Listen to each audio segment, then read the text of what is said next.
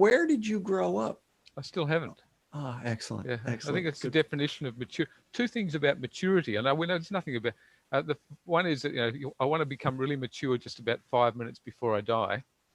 Um, but one of the other things, and it does tie back, is that I was reading something last year about that a true sign of maturity is when you actually say no. When you've actually gotten to the point where you feel so comfortable about where you stand on an issue that you say, no, I'm not going to do that. No more. I can't take enough of that.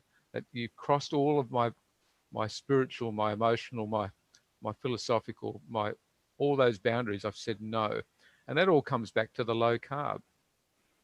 When now nearly 10 years ago, I started talking about the perils of sugar, which rolled into sugar, carbs, seed oils, and that whole role of inflammation.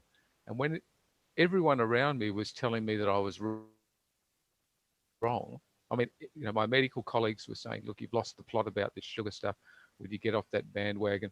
You can't treat diabetes by diet and lifestyle, even though it's a type 2 diabetes is a lifestyle related disease.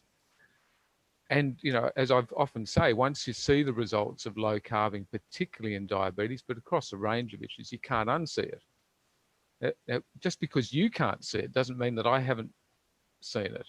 And so that word no came into my existence several years ago, but only last year I realized it was actually a sign of maturity, that you actually, once you've worked out, no more, I'm not going to put up with that. And so um,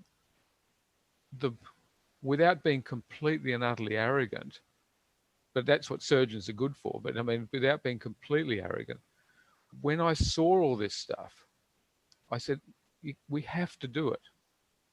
And I don't care how many obstacles we're going to come up against. I'm right, you're wrong.